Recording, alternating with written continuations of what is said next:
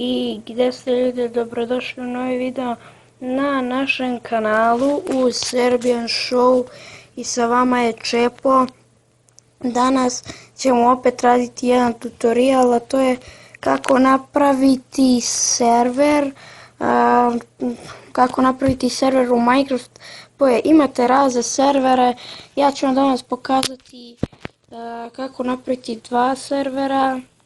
A to je ovako, uđite ovdje i sada ovdje gdje piše new, ona je W, uđete tu i ovdje gore pored advance ovaj plus i strelica na desno, tu uđete i ovo name, tu ukucate bilo šta, evo ja ću sad ukucam ovako neka razna slova. A IP, to vam je potrebno da biste našli server.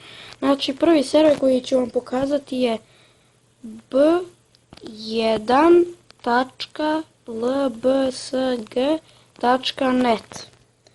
Možete da stavite bilo koji broj ovdje, ne morate jedan, možete i 5, 6, 7, 8, 9, 10, bilo koji. Down, a ovo port to ostavite i pritisnete add server.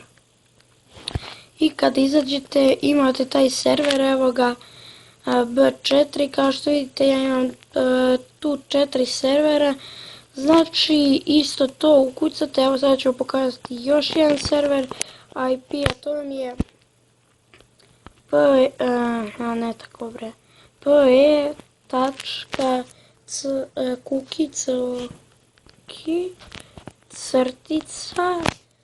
build.com. I ovdje ne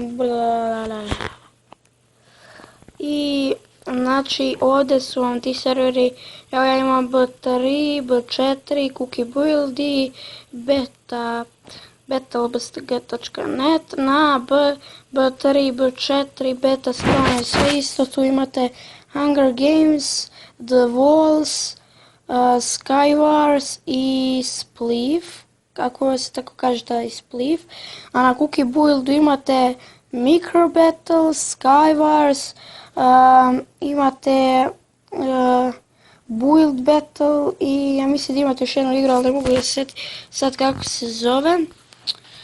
I to je bilo to što se tiče ovog kratkog klipa. Nadam se da ste uživali u ovom tutorialu, da ste naučili nešto. Vidimo se u sljedećem klipu. Pozdrav!